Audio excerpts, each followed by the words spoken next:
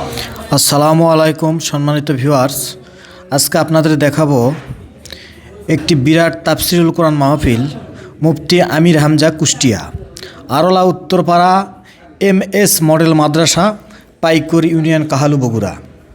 সম্মানিত ভিউয়ার্স, এরকম সুন্দর সুন্দর ভিডিও পেতে আমাদের চ্যানেলে ফলো দিয়ে সঙ্গে থাকবেন।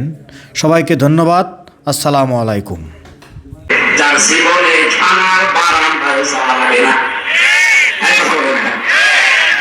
কিচ্ছু জানে না, মনে করে ভাই ঘরে ঘুমিয়ে আছে, ঘুম থেকে উঠে দেখছে খানার হাসতে, কি গো আমি কোথায়? খানার হাসতে এখানে কেন? তুই গাছ কেটেছিস কখন? স্বপ্নে। এরকম বাংলাদেশে ছিল না? আপনার দ্বারা তো মানুষের উপকার হওয়ার কথা, আপনি কি করলেন? হাজার হাজার মানুষকে, প্রায় 1.5 লাখ মানুষকে এখনো পর্যন্ত জেলখানা। এই 15 বছরে আমার মনে হয় যারাই জেলে ছিল অধিকাংশ গুলি মিথ্যা আর বানানো মামলায়। আমরা চাই হাসিনার আমলে যারাই জেলে গেছে এই মানুষগুলোকে আর ভেতরে রাখা ঠিক না, ছেড়ে দেওয়া দরকার। হিংসার বশবর্তী হয়ে শুধু এই মানুষগুলোকে আপনি আটক করে রেখেছিলেন।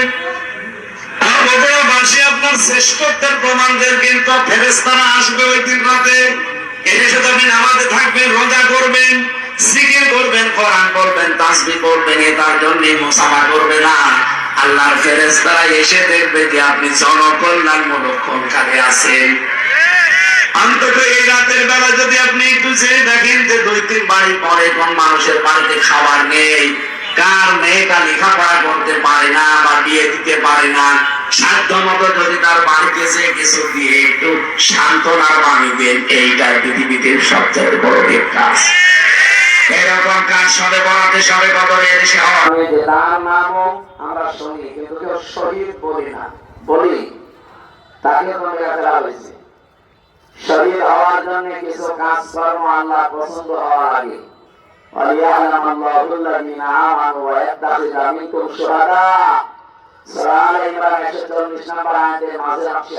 তোমাদের ভেতরে আল্লাহ দেখে যে কার ঈমান এবং কোন মানুষকে আমার আল্লাহ তার জীবন যৌবন পছন্দ করে, তাকে এমনি মরণ দেয় না।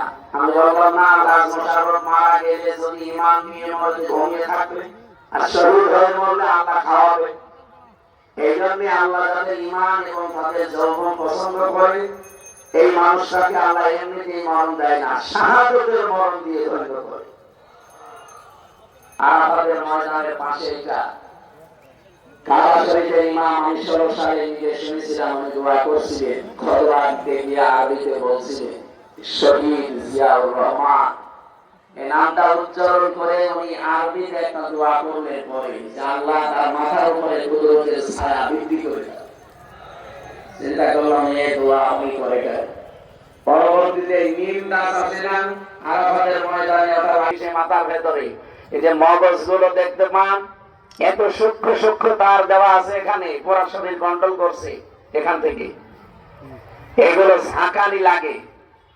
1 মিনিটে যদি 120 বার আপনাকে ঘোরানো যায় চেয়ারে বসে, 1 মিনিট পরে মনে হবে আমি 2-3 দুনিয়া দেখতে পাচ্ছি।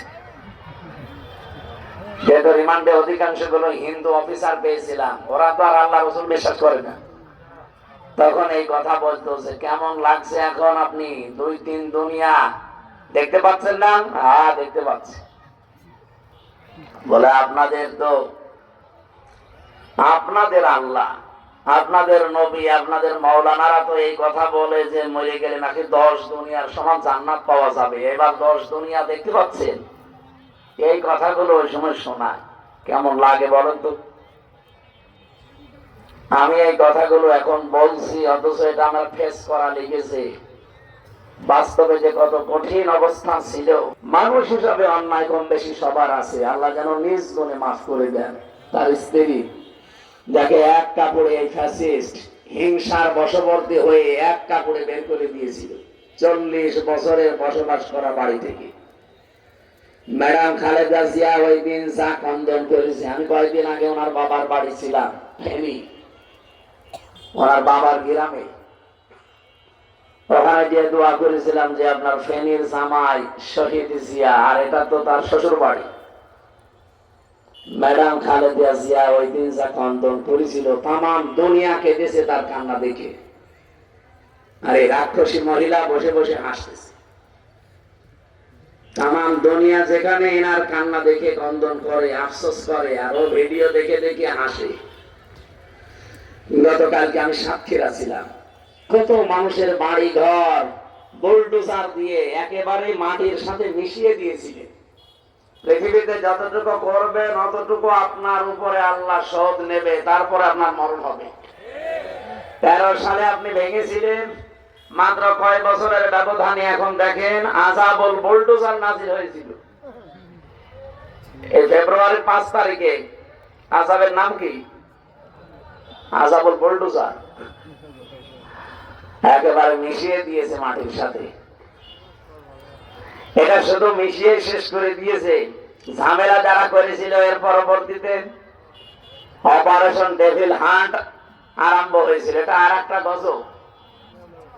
যৌথ বাহিনী এটা আরম্ভ করেছিল।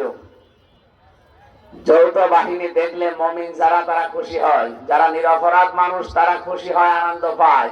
আর যারা খুনি, যারা জালেম, যারা দুর্নীতিবাজ, এদের সবচাইতে বেশি ঝামেলা হয়। এই জন্য ফেব্রুয়ারি 5 তারিখের পর থেকে ডেভিল হান্ট চলছে, শয়তানের খোঁজে। এটা মুমিন যারা, নিরপরাধ যারা, তাদের কোনো চিন্তা আছে? বলেন, চিন্তা কাদের? যারা খুনি, যারা 2732 জন মানুষকে খুন করেছে আগস্টের 5 তারিখের আগ পর্যন্ত। 34,000-এর উপরে যারা মানুষকে পঙ্গ করে হাসপাতালে এখনো ফেলে রেখেছে। এটা বিশাল বোঝা দিয়ে গেল এই মহিলা আমাদের। এই বোঝা টানতে এখন এই দেশের আমাদের ব্যক্তি, পরিবার, সমাজ এবং রাষ্ট্রের এবং ঋণের বোঝা দিয়ে গেছে। এই দেশে এখন কেউ জন্ম নিলে কমপক্ষে 1,10,000 টাকা তার মাথার উপরে ঋণ। এটা আপনি দিয়েছেন। যদি আগের থেকে চলে যেতেন, স্বামীর বাড়ি তো যাবেনি, আগে এতদিন যেতে দেয়নি মিথ্যা মামলা দিয়ে। এখন যিনি আছেন চিকিৎসায়, সুস্থ হয়ে আবার ফিরে আসবেন বাংলার বধূ বাংলায় ইনশাআল্লাহ। মঞ্চে বসে আছেন আপনাদের এলাকার আমার বড় ভাই, আমার বিশ্ববিদ্যালয়ের, আমাদের আল কোরআনের, আমার আগের ইয়ারের বড় ভাই, আপনাদের এলাকার সন্তান মনে হয়। কোথায় বাড়ি আমি জানি না, নওগাঁ, পাশের জেলা নওগাঁ। সামনে বসে আমার মুসলমান ভাইরা, বিশেষ করে পর্দার আড়ালের সম্মানিত মা এবং বোনেরা। আল্লাহ পাক বলেন, হে নবী, এই পৃথিবীতে যারা মুশরিক আপনি দেখতে পাবেন তারা বেশি দিন বেঁচে থাকার আকাঙ্ক্ষা করে। ওদেরকে যদি বলেন ইয়াবাদু আহাদুহুম লাউ ইয়াম্মারু আলফা সানা, তোমরা 1000 বছর বেঁচে থাকবে, ওরা বলবে আলহামদুলিল্লাহ, আমরা আরো বাঁচতে চাই। তার বেশি দিন বেঁচে থাকার আকাঙ্ক্ষা কাদের? মুশরিক। বলেন বলেন, আমরা কি মুশরিক? তাহলে নবীজি কেন বললেন বাল্লিগনা রমাদান? হে আল্লাহ, তুমি রমজান পর্যন্ত আমাদের হায়াতটা বাড়িয়ে দাও।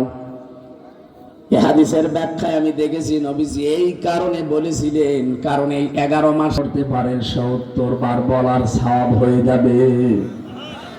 এই মাসে এখন 2 রাকাত নামাজ পড়লে যা হবে, এরা এই মাসে এখন 70 রাকাত নামাজ পড়লে যা হবে, রমজানের 2 রাকাত নামাজে সেই সওয়াব হবে। নবীজিকে জিবরাইল কথা আগে জানিয়েছিল যে মাসের মর্যাদা এত বেশি, এত বেশি, এত বেশি।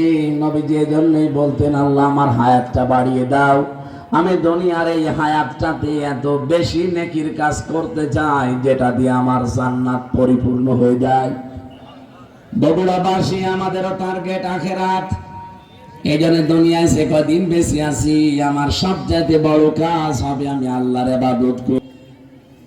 সূরা নাহাল 14 নম্বর সূরা হিজরের ভেতরে আছে, এটা 14 নম্বর পারার 3 নম্বর পৃষ্ঠার 7 নম্বর লাইনে 44-45 নম্বর আয়াত। হে নবী, জাহান্নামের দরজা কিন্তু 7টা। দুনিয়াতে যে যে ধরনের অপরাধ করবে আল্লাহ তাকে ওই দরজা দিয়ে প্রবেশ করাবে। এটা বানানো, আর আমাদের বানানো যেটা, ওটা তো এখন ভেঙে গেছে বিশেষ। আল্লাহ পাক হযরত ইব্রাহিমকে জাতির পিতা বানিয়েছিলেন। তিনি নবী মুহাম্মদুর রাসূলুল্লাহকে ডাক দিয়ে বললেন, হে আমার সন্তান, আমি যে বসে আছি কেন জানো? এই যে জান্নাত দেখতে পাচ্ছ, এই জান্নাতটা ফেরেশতারা বানাচ্ছিল। কেউ 2 তলা 3 তলা 4 তলা বানিয়ে